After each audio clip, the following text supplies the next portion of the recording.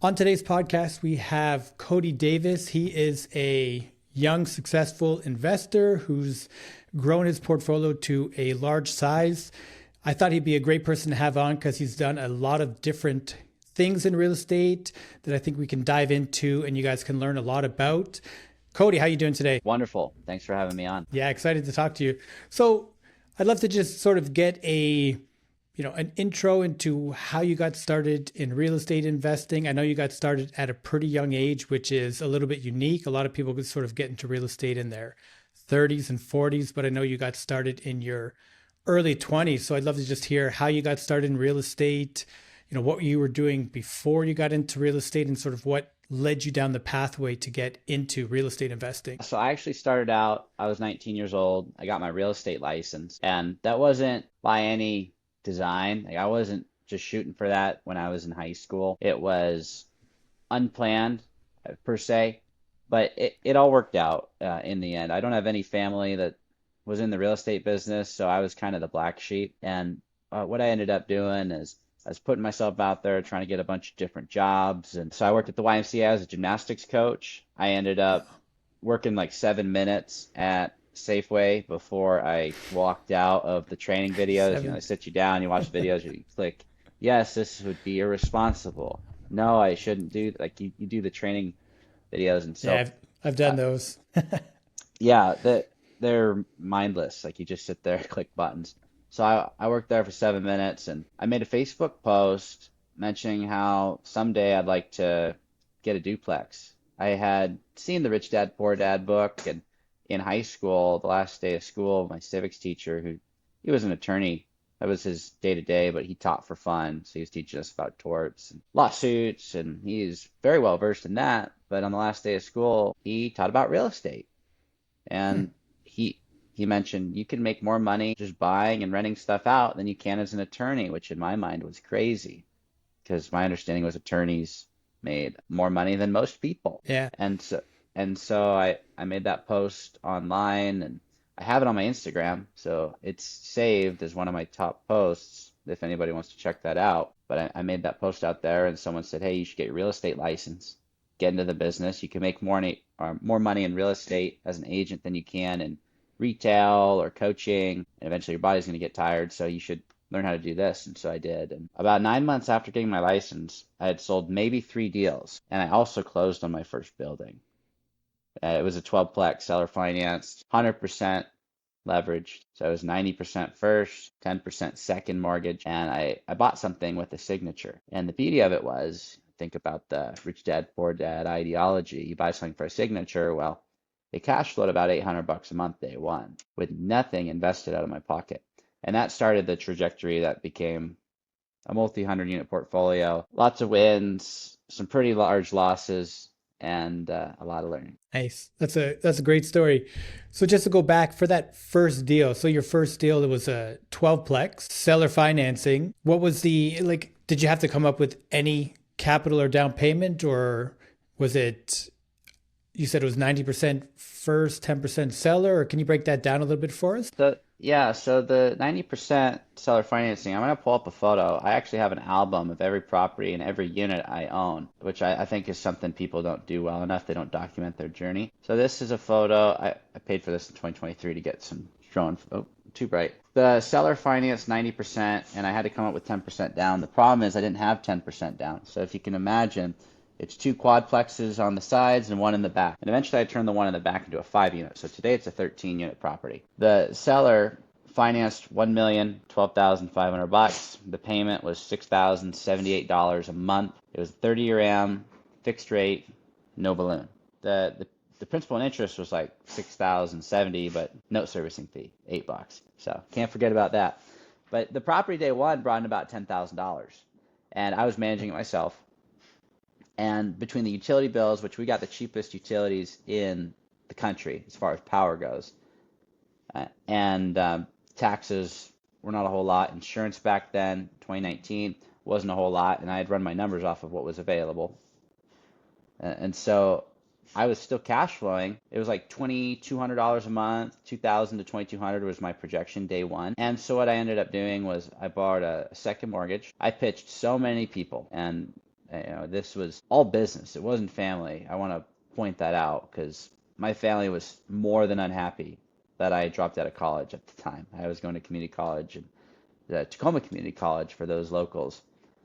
And I was the first person in my family not to go through college all the way, which, that's backwards from some people's stories, but mine. And so I pitched everybody at the office that I was working at, the real estate brokerage. I pitched the brokers. I asked them to pitch the clients, botched most of the meetings. And eventually I got someone to lend me, it was $125,000. Now the down payment was $112,500. That was the total down payment. So I had a little bit for closing costs, prepay the insurance, and I had a little bit of a reserve. And it was at 12% interest. This is a time when rates were 3 to 4%. So I was paying a premium on that money, but I was paying $1,250 a month out. So my $2,000 to $2,200 projection actually went down by $1,250 a month because I was making that second mortgage interest payment. And I had about $800 at the end of the day left over. And I actually did hit my projections on that deal. I'm a math guy. I don't have a whole lot of other skills, but I do like numbers. And so the first year went about as expected. I did have a water heater go out, so I had to replace that, but the property paid for it. And then over time, I bumped my rents up. And then come COVID, I think we all got a great lift. So I hit my original projections, but the properties far exceeded what I ever hoped for. Nice. Sounds like a good first deal. How did you find the first deal? I know you said you were doing real estate yourself as an agent. Did you come about it that way, or sort of what was the method you used to be able to find that first deal? It was listed on the MLS, 551 days. Nobody wanted it. I found it. It was just there. Never went pending once. That's surprising. Well, because it sounds like a great deal when you hear the numbers. What you're saying, it sounds like it was a great deal. So the fact that no one else noticed that seems sort of surprising. You got to look at the environment, right? So everybody's pitching. And by everybody, I mean like the big orgs, like Bigger Pockets, the local communities in Washington State at that time are pitching duplex, triplex, fourplex, house hack it, or start there. How many people are trying to buy a 12plex as their starter deal? Not a lot of people. Yeah. The agenda back then was get into these fixed rate 30-year loans, fully amortizing it at low rates, and a lot of people are afraid of commercial. Now take it one step further. Where I live today, where that deal is Quincy, Washington. Now, for those who don't know, Quincy, Washington is just north of George, Washington. Most people in Washington State don't even know where that is. It's dead center between Seattle and Spokane. It's in the middle of the state. Quincy's 10 miles north of the main highway. If you are not from here, then you're not likely to buy in Quincy because you don't understand the market. I ended up doing research because I had no bias towards it. I just wanted my first deal. Found out that Quincy's actually a great market, and there was just nobody from outside of Grant County buying there. So that I ended up making the offer. They accepted. I wrote it up myself because I'm an agent, so I actually got paid 2% to buy it. That was kind of nice. Nice. That's nice. That came out of the down payment that I borrowed, so money up, money back. That was good. But it was just a combination of a lot of people were looking at smaller stuff, and then everybody else wasn't really looking at Grant County just because of its location. Now a lot of investors are going to Grant County because everyone else got priced out of the west side and the east side. So that they're coming to the more affordable market. Are you seeing a lot more competition in that market now with properties that you're looking at? Yes and no. There's competition for the new stuff, not so much for the old stuff, but I bought all the old stuff. So if there's an old property here that's traditional apartments, not some motel conversion, I probably owned it or do own it at one point in time. So nice. I've sold some of it off. Part of my journey is right-sizing the portfolio. I bought a couple hundred rentals. I sold half, bought out the partners on the other half. So now it's just me and my wife running most of the portfolio ourselves. Yeah, but most of those deals, there's like nothing left to really buy. So I'm building. What else can I do other than go to a new market? So for that first deal, you went the creative financing route. I feel like creative financing has gotten quite popular now, with Pace Morby and other people sort of talking about it a lot on social media. But I feel like back then when you got into it, there probably wasn't a lot of people doing or talking about, the creative financing model as much. Sort of what got you into doing creative financing? What did you have to do to convince that seller to do it? Or maybe because it was on the market for 500 days, they were pretty much open to whatever you offered? Or how did you approach that? I never have done a whole lot of convincing of anybody. It's just a conversation, figuring out what people are looking for. And they had that deal listed with owner financing as an option for the whole period of the listing. It was in the listing description, Yeah, it's at the very top of the one pager, right? Owner financing available. Everybody should have been able to buy it. Nobody did. So someone today was looking for their first property, they don't have a lot of capital, they're interested in that creative financing model. Is there any tips or advice that you would give someone who's sort of looking into that model, how to approach it, how to find someone who's open to the idea of selling so they could find their first deal? Yeah, you got to make it as simple as you can. If you can make things simple, they become repeatable. If it's repeatable, it's scalable. And if you can make it scalable, it's a good business to be in. So simplicity is key. There's a lot of people online that try and make it out to be some crazy, hard to understand business. It's super simple. And people can look this up on their own time because this isn't a math class, but you have cap rate, which is a dividend expressed as a percentage, and you have a rate factor, which is a cost of capital expressed as a percentage. And one has to be higher than the other. You need your dividend to be higher than your cost. Most people just break it down to an interest rate. You have to take it further to the rate factor, which for those who haven't heard, like that's your annual principal and interest divided by your loan amount. That's all it is, your original loan amount. And that's going to show you what your true cost is when you account for debt pay down and the actual interest you're paying. If your cap rate's higher than that, your net income that comes in every year divided into your purchase price, then you will make money when you borrow money. And you got to adjust that for risk and all that. But it's really simple. Like you either have positive cash flow because you abide by those metrics or you have negative cash flow. And if you make it super complicated, it's going to be very hard to get deals accepted. If you make it very simple to understand, then you can get some pretty wonderful deals. I mean, new stuff, old stuff, doesn't matter. I did a seller finance deal. I've done 4.5% down, 3% interest on a $1,000,001 deal in Tequila, which is just outside of Seattle, just King County. I wouldn't buy there again, but you live and learn. I just did a deal, townhomes, $6.6 million, $450 down payment. So whatever that math works out to be, 6%, 7%, and that's non-recourse debt, cash flowing day one. So if you can make it really simple for the person you're chatting with, you're going to do well. If you make it really complicated and you throw in all these creative clauses, it's not very repeatable. So when you're doing a creative finance deal, you just try to keep it simple, really just talk to the seller, find out what their pain points are, what they're looking for, and then just try to use whatever structure you can do to, appeal to that and help create a win-win deal. I just want to know what they want. And then as the entrepreneur, it's my job to figure out how to give it to them. So there's a guy I'm working with right now. He's been running his business for a long time. And so I put together a proposal that out of the portfolio he owns, transitions the title to me, and he gets $100,000 a month. Now, Nice. you could break it down to much smaller numbers. Maybe that owner wants $3,000 a month. We could just, you could take zeros off, you can change the numbers, it doesn't matter what it is.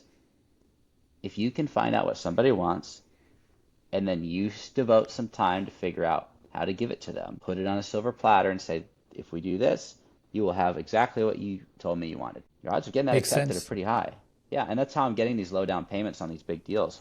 That one I mentioned to you for 6.6 million, it's brand new, certificate of occupancy this year. Like a lot of people say you can't get seller financing on deals like that. And it's not some creative subject to or assumption. That's a traditional seller finance deal. I think that's really good advice because I do hear, especially on social, you see so many complicated creative finance deals or structures or people just doing things or making it seem a lot more complicated than it is. So I have to agree with you where it's just, hey, if you can keep it simple and you can just work with the person, find out what they're looking for, solve that problem for, the chances of getting a deal locked in are so much easier than if you're trying to make things complicated or do all these different crazy unique structures that you might see online. Yeah, to the extent that you can make it simple, it's repeatable, like I mentioned earlier. So you can get a one and done complicated deal, but it's not usually worth it. Since you did a multiplex and a creative multiplex for your first deal, would you recommend that to someone who's just getting started? Or do you think, oh, after you did it yourself, is there a different approach you would have taken? Or do you think, hey,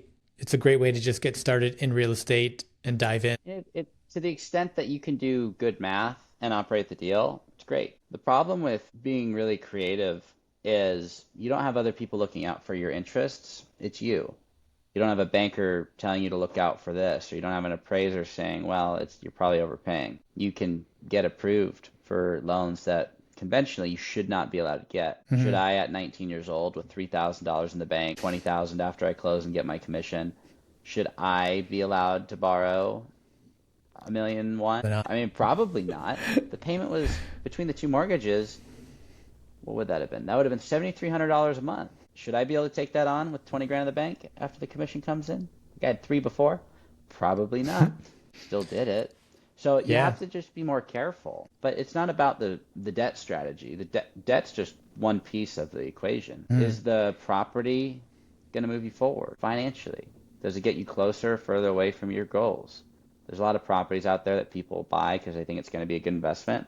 It actually moves them further from what they want. So you have to Yeah.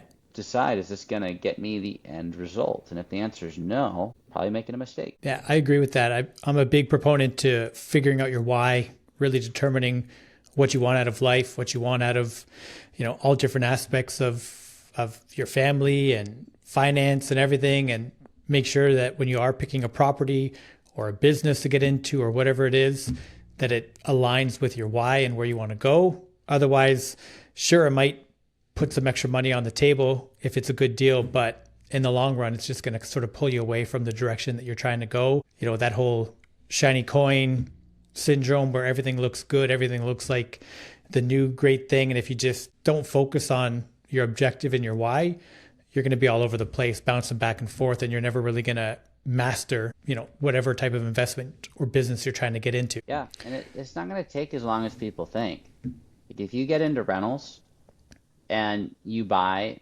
based off of good math in good enough locations, doesn't have to be premier, just good enough, in a decade, you could be financially free. Like it sounds like it's a long time, but I started buying properties like 7 years ago, 8 years ago, somewhere in there. I bought in 2019, so we'll have completed year 7 this year. So time flies. I remember buying that property, and I've got a selfie from when I bought the property. And I've got all those photos, and it's gonna happen either way. Like you're either gonna be 10 years older, or you're gonna be dead. So you might as well plan for it and get into properties that you think will take care of you for the long term. Because you go 10 years from now, rents will probably be higher. Your mortgage will likely stay the same. Unless you refi, your principal and interest will be the same, but you'll owe less. And taxes and insurance, sure, they'll be up a little bit, but your net worth will be higher. Your cash flow should be higher. It's a great strategy. Yeah, I think that's a good point. I think like that saying is a lot of people overestimate what they can do in a year and then underestimate what they can do in a decade. To your point, a decade, 10 years, 5 years goes by quick. Like it sounds like a lot when you're just saying it out loud and thinking about 5 years from now, but really 5 years goes by pretty fast. So if you started today, like yourself, you just said you've started 7 years ago and it probably just seems like yesterday you got that first property. I remember going to that property and just looking around, and I would mow the lawn because I didn't know better, didn't know to hire it out or how to hire it out or any of that. It is crazy. Like time flies. Like I'm not mowing the lawn anymore. I'm using the increased cash flows to pay for that and finally get to pay myself out of it. It's something that I couldn't have even fathomed back then. So you've been investing for 7 years. You started with that 12plex. What does your portfolio look like now? What are you focusing most of your investments and your time on today? Yeah, so I lived for a while off the idea that bigger was better. Hmm. Today, I live more along the lines of better is better. So I had a Love it. couple hundred rentals, bunch of properties, duplexes, triplexes, single family home. I still have a couple of those, but like I just had so many different properties to make up these units. And now I'm looking at it from an operational perspective. I've since gotten married and planning to Congrats. have thank you. And having kids is in the agenda. So if I were to pass away, that would be a terrible business to take over, for one. Owning a bunch of duplexes, triplexes, fourplexes, all the small stuff. And so what I've consolidated into now is like I turned that 12plex into a 13. And one day I'm working on buying the 12 next to it, so that'll be a 25. I bought my second property ever was another 12plex. I think I mentioned that earlier. I bought the 15 unit next to it, so I turned that 12 into a 27. I own a 39, and so the 27, the 39, I own just me and my wife, no partners. And then we're consolidating now into townhomes. So we have 56 adjacent townhomes. Did you develop those townhomes or did you purchase them already sort of pre-built? Yes, to both. So I built Okay, some, cool. bought some. They're all adjacent. And those were from same owner, which is nice. So one guy owned majority of them and bought them on a contract, seller finance. So that was nice. Some of it was purchased, so we owned some, just us, did 1031. Some of it we brought on a partner, 50/50. And that's all. That's about it. Didn't syndicate it, just found a way to get it low down, high leverage, and made it cash flow with the debt terms that we negotiated, and so we just own it. Nice. Is that the Is that the Marina Villas? Is that the one you're talking about? Yeah, yeah, Marina Shore Villas. So that's 56 townhomes that you got through seller financing. Do you mind going a bit deeper into just the details on that deal, sort of what the purchase price was? Are you holding all those as rentals, or are you, planning to sell them off individually, or what's your plan for that project? Yeah, I know your screen's off to the side. I just showed a photo of it for everybody Oh, else. sorry. Here, I'll show you too. Yeah, I know, but it's a Oh, bunch of yeah. adjacent townhomes, and I didn't pick the paint color. I think they look fine, but Looks good to me. we're painting the next set a different color. But it's cool to own all those. So Marina Shore Villas, Moses Lake, Washington. The purchase price, so they're bunched up in seven plexes. There's a fourplex and a triplex per lot. Makes a 3-bed, 2.5 bath, a 2-bed, 2.5 bath townhomes. For the 2 bedrooms, each bedroom has a full bath, which is really nice, and you got a half bath downstairs, laundry and unit. And the details on it, 1,650,000 purchase price per sevenplex. Yeah, it's a high price per unit. It's also brand new. You Okay. also get good rents, and it's in a good location. So you can't put a price on a good location. I guess you could, but I'm just happy to own them. So the total purchase price, figure a million. I'm just going to do this on the calculator. 1,650,000 times 7 times 8. So that's $13 million. Purchase price. Okay. And these are staying rentals, no plan to sell them off like individually or Yeah, any of that, or just, no, I wouldn't sell them off. You look at your opportunity cost when you do that. People are so excited, but then you pay the taxes and all the fees, and you just wake up in 5 years and you walked away. Like in that situation, you would have walked away from millions of dollars. If I were to do that, just from the transaction fees, the concessions, the legal, everything to do that condo project, I'd be walking away from millions of dollars over the next 5 years. And in 5 years from now, I'm 31. So, like, it's not that far away.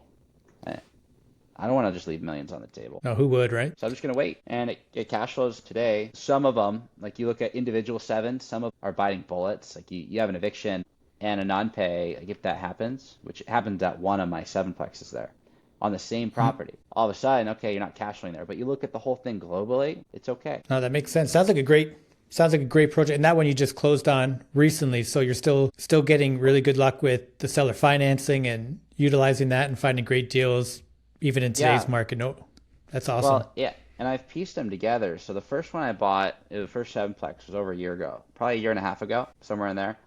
And then I Okay. bought another sevenplex a month ago, and I bought two of them like 6 months ago, and four of them, or whatever the math is. Yeah, I think it's four more just recently. So a total of 8 of the sevens. But it's been staggered. Like it's not all like right now, but they all have been seller financed. So all from the same owner, but just sort of staggered purchases, starting with the seven and then sort of as you went, picked up more and more, all from the same individual because you already built up rapport with him. So he was comfortable working with you and selling these off to you. Right. And Nice. that right now I'm paying them per month. It's a lot. It's over half of their goal. I mentioned the goal of 100 grand a month is what they want to get to. I'm paying them a little over half of that right now. Just between that deal and some other stuff I bought from them in the past, they still have some more stuff in their portfolio, and I'm going to be able to get them to 100 grand a month of interest collections. So just a payment from Wow. all the work that they've done to build their portfolio up. They'll just get to retire. So how did you find these people with such a great portfolio that you're able to sort of tap into it? Did you find them in like a networking event? Are you big on networking stuff, or was it just because Cold you're in call. the market? Just a cold call. Yeah, I was 20. No, I would have been 19 the first time I met this guy. And just to put it out there, because some people are like, well, you got to talk a certain way, look a certain way, have a certain background. Yeah. This guy looks nothing like me, completely different age demographic, has accent. Like I can't really relate to him other than the fact that I want to get into real estate. And he's in real Okay. estate. That was my only relatable point, and that's what I focused on. And in the beginning, I might have a photo somewhere, but he had a little sticky notepad, and I cold called him, and he said meet me at the property, and he wrote down 12 numbers. I met him at a place on Marina. It was that 12plex where I bought the 15 unit adjacent years later, and he said make me an offer. I was like, what is this sticky notepad? He's like, these are the rents. Like, well, I can't pay you cash, so what are you expecting?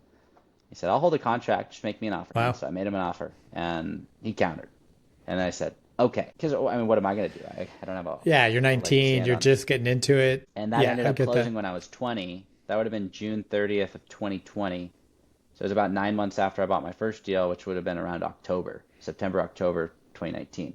So it was like 9-ish months later that I ended up actually closing on that 12plex. And fast forward, I bought other properties from this person and become close with them now. But that's 7 years later from my first time meeting them. So it's taken time. And I guess when you first reached out for that initial property, you had no idea that they had, 100 other properties or whatever their count is. You're just reaching out for that one, hoping for the best. And then next thing you know, it sort of led to what it's become for you now. Yeah, and you do what you can with what you have, right? Mm-hmm. I didn't have a whole lot of knowledge on it. I was still learning, but I did the best I could. And if you genuinely try and you connect with people in the space, there's other people that I connected with where it didn't go that way. Of course, it's not like he was the first person I ever called, but I did call him, and eventually we got something put together. And that's the thing that people need to hear is it may not be your first time, may not be your second, may not be the 10th time, but if you meet with enough people and you're genuine and you are trying to grow, you can get opportunities just by cold calling people. And I wasn't trying to buy the properties. I wanted to learn in that situation, okay, how do I get to where this person's at?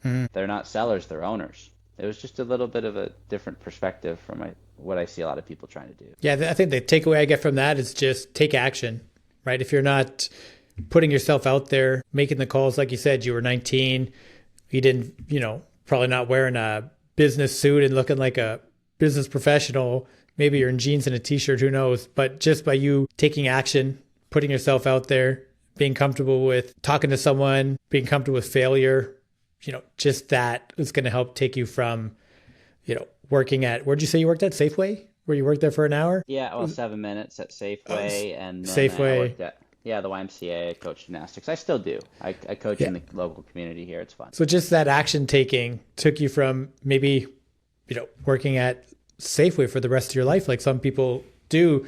That action helped elevate you to, where you are today, which I think is like an inspiring place to be. Yeah, and there's nothing wrong with working those jobs. It's just No, of course not. it's helpful to have assets working for you. There's a period of time where my tenants, not a lot of them, but some of them actually had more cash, more money than I did for a couple of years. So I wasn't in the best position ever, but I had these assets starting to work for me. And of course, paid all my bills, the properties cash flowed, but tenants could live a better life than I could at that time. And now the assets have continued to grow. The debt's gotten paid down. That first property this month it was actually pretty cool.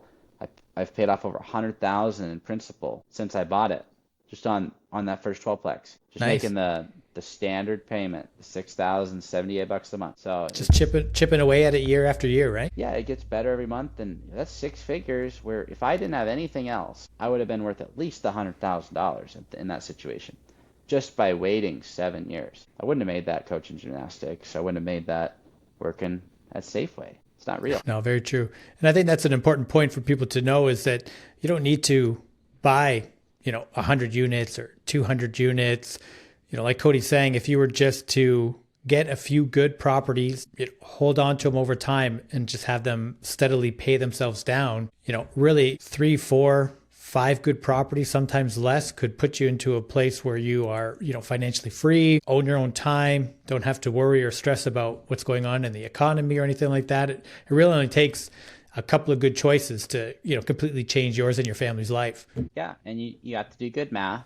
Something I found to be true is that numbers don't lie, people do. And so if you can't do math, you're going to get lied to more often than not, on accident or on purpose. If you can do math, you can fact check people. So if anybody ever wanted to fact check the numbers on any of my deals or on your deals or anything, they could if they know how to run the math. But if they just blindly trust people on podcasts, they're probably going to get themselves in a bad position. Yeah, I agree. I know there's been a couple of recent news stories about people blindly trusting someone on social or whatever, and it didn't really work out so well for the investors in those deals. So it's always important to be careful and be mindful of, what you're investing in, what you're doing. And like you said, run your numbers. Math doesn't lie. Yeah. I mean, the problem with that deal specifically, if I'm thinking of what you're thinking of, is that their pro forma cap rate was less than 5. Mm-hmm.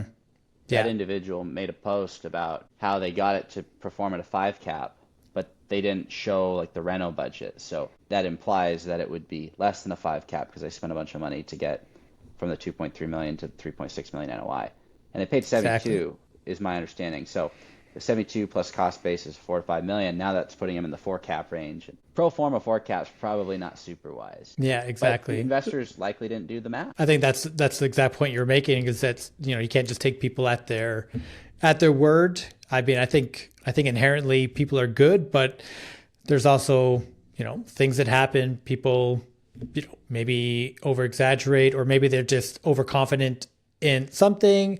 The economy changes, different stuff happens they can't control, different things going on. And then next thing you know, you get a situation like that. So you just got to be careful and mindful.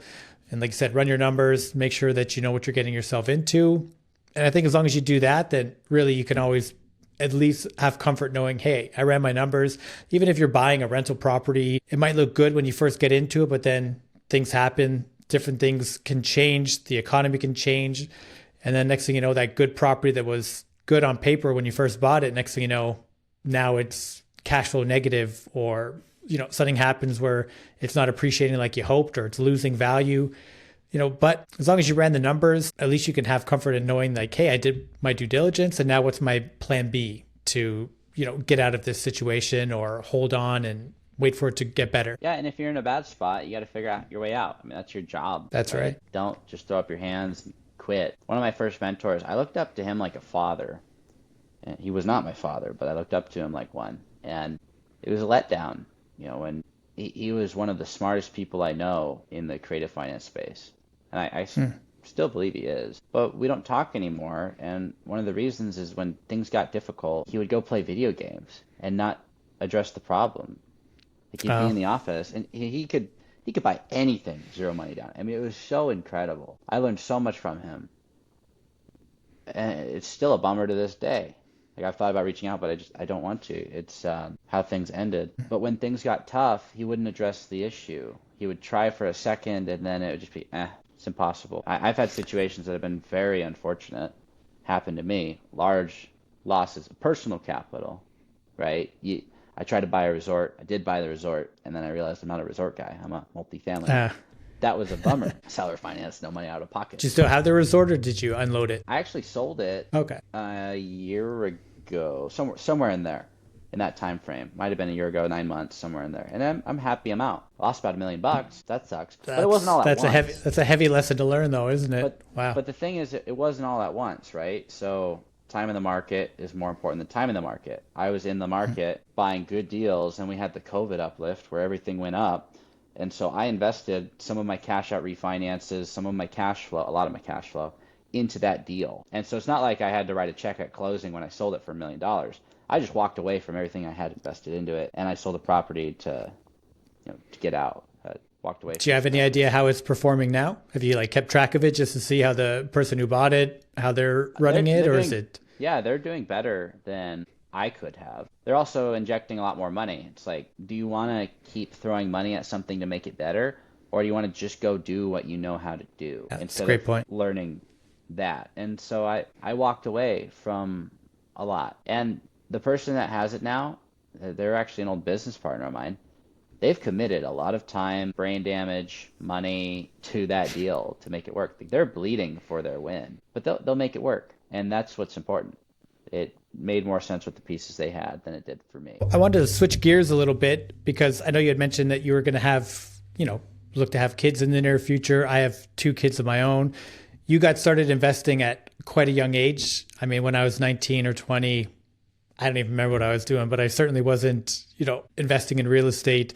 So a question that I sort of had for you is, what advice would you give to, a parent out there who's maybe got a young adult, teenager, that they want to try to inspire them or get them to, just put a little bit more thought and research into, real estate investing or entrepreneurship in general? Is there anything that you would do with your own kids to kind of get them into that, or anything you recommend to someone to try to help inspire their kids to go down that pathway? Yeah, you need them to come to their own conclusion. If you just tell them that, hey, you got to do this, they're not going to want to do it. And statistically speaking, I think that's pretty true. There's oddballs out there that do listen to everything their parents say.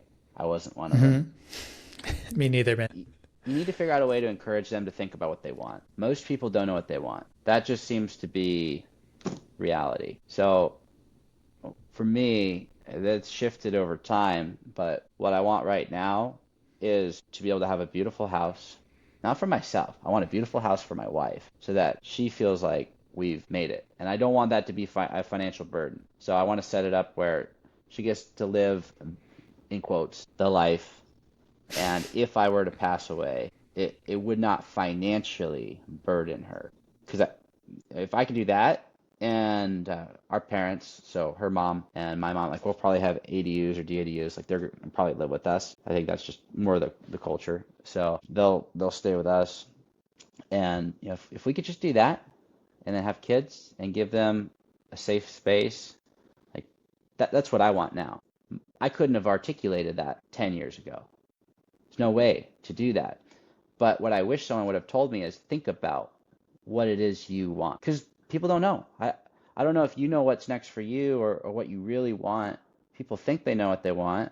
Like they have a goal of, well, when I hit this metric, I'm going to buy this car, or I'm going to buy this house, or I'm going to go on this trip. But after it's done, it's done. Like you did the thing. That what I want, what I've spent a lot of time on, it outlives, like it's not for me. It's for people in my universe. And so I'd encourage you to get your kids to start considering like what would I want out of life if I could go do anything or not have to do certain things. And then when they figure that out, ask them what would that look like? How would you have to go about getting that? What would it cost? What's going to cost you $15,000 a month? How are you going to do that? If you get it, how are you going to protect it? Make sure that you don't lose that lifestyle. And this isn't like you sit down at breakfast and they have all the answers. But over time, you start positioning it that way. I wish I would have gotten that when I was a kid. Yeah, me too.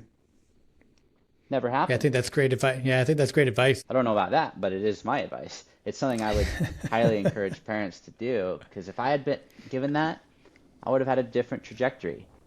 Like not having any of the money, like I didn't inherit anything. If I had just gotten that, it just would have been a different conversation when I was doing things. I wouldn't have built the business I built.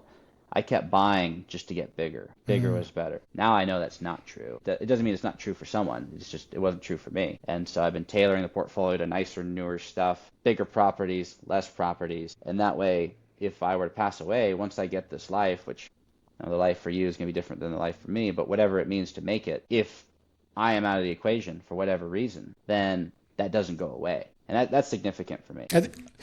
I think that's great advice. It's definitely something that I could see someone listening taking that away. I agree 100%. If you just try to, shove it down your kid's throat to get into real estate or entrepreneurship, then they're likely going to revolt and do the opposite of what you say as kids will do. So I think your approach is a great one, because it's really just getting them to think about, what do you want out of life? Where do you want to be?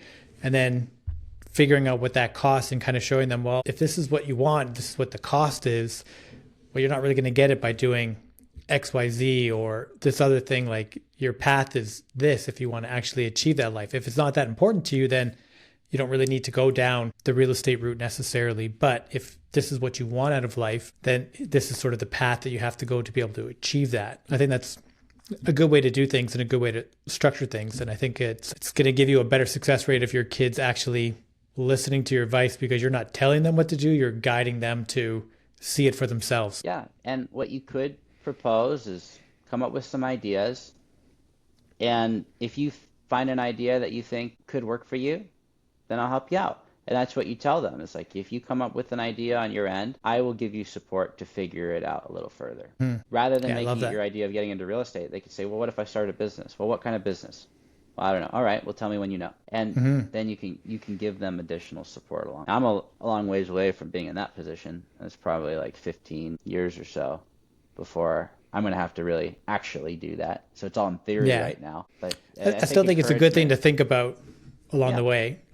Because especially with kids, it's a constant drip. You're constantly, guiding them and giving them advice and, helping to inspire them over the years. So it's important to have that in mind, even when they're young, just to sort of help show them and teach them. So I think that's great advice. One thing I wanted to ask you about as well because I know we've talked a lot about the real estate side, the investing side, creative finance. I noticed that you were doing a shift as well of taking your property management in-house.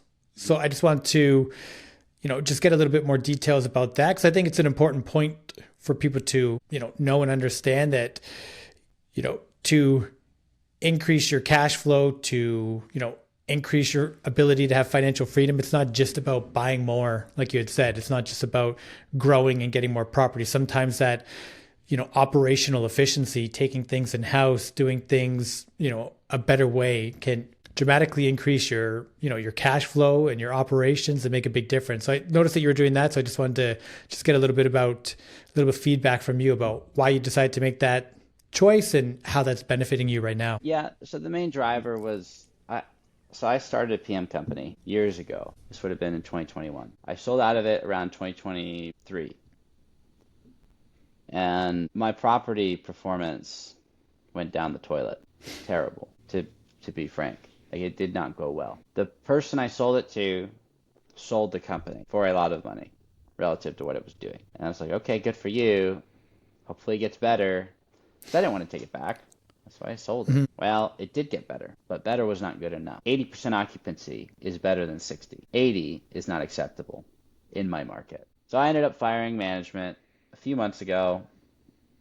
This would have been in April. And since then, my occupancy went up close to 20%. So I was in the high 70s. Now I'm in the mid 90s just from taking it back in-house. You look at what it actually costs you on the portfolio that they were managing, because they weren't managing all my stuff. I self-managed a few of my smaller buildings. I was paying them $7,000 a month. To bring it in-house, my software cost is about $2,000 a month. It's not like it's free. So I'm saving $5,000 off the top, which just right away. Then you figure you fill another 20 units. What does that do for your cash flow? And it starts to add a tremendous amount of extra cash. And the way that it's not like that's all just net profit. Some of the properties, they were running negative. It gets really old really fast. So now every property in my portfolio from an operational standpoint is cash flow positive, except for I bought a seller finance zero down vacation property next to the resort. So I bought the resort, and then I bought the 4,200 square foot house next to it. Getting out of the resort, I kept the house. And so that one basically breaks even. But everything else is now cash flow positive, and it was just a financial decision. It's a bit of extra time commitment, not much, but it is a little bit more, and I make a lot more money, and that's the reason I did it. Nice.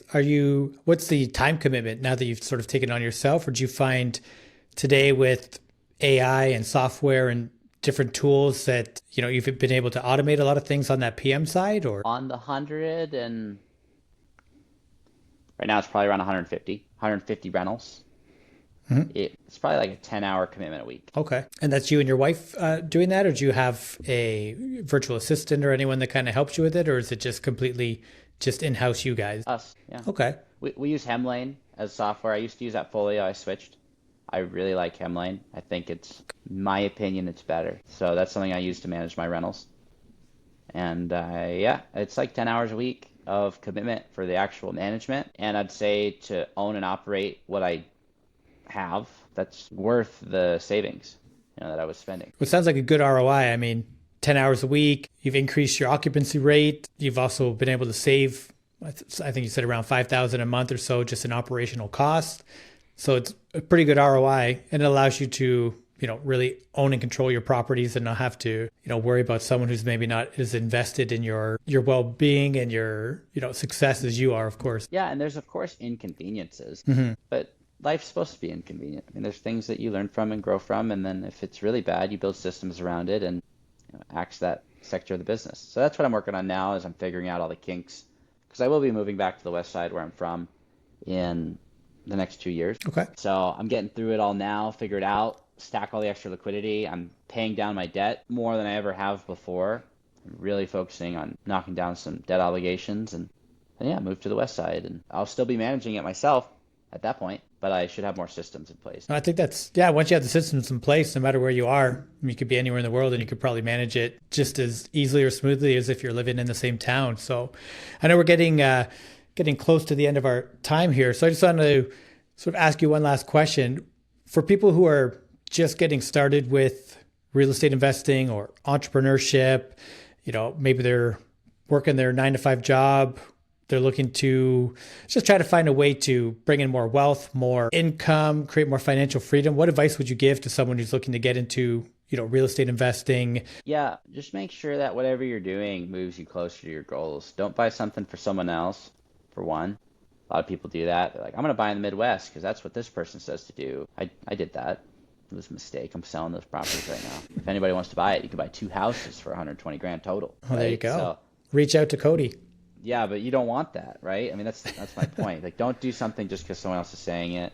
Don't only buy because it's seller financed. I've got a buddy, and he's worth a couple $1,000,000, and he's like, I only buy seller financed. I'm like, well, then you're gonna miss a ton of great deals. Sorry, that That's sucks true. to be you. And there's some people that say, I only buy fix and flip, or I only buy apartments. Like, well, then you're gonna miss opportunities. Buy the stuff that moves you forward. If it doesn't move you forward, even if it fits your buy box, it's like, well, I just want to buy apartments and I just want to buy seller finance. Like, you could find a seller finance apartment, it could move you backwards, right? So maybe from a time commitment, or it doesn't fit your schedule to be able to manage it. There's no effective managers in that market, so it actually ends up draining you when you have your vacancies and your CapEx. And you got to make sure it moves you forward. And if you just do things that move you forward consistently, life should get better. I think that's great advice. A great way to end things. Cody, if people want to, follow you, learn more about you, where's the best places that they can find you? Cody Davis Business Adventures on YouTube. I post every Tuesday and Thursday, which means I have to record a video pretty soon.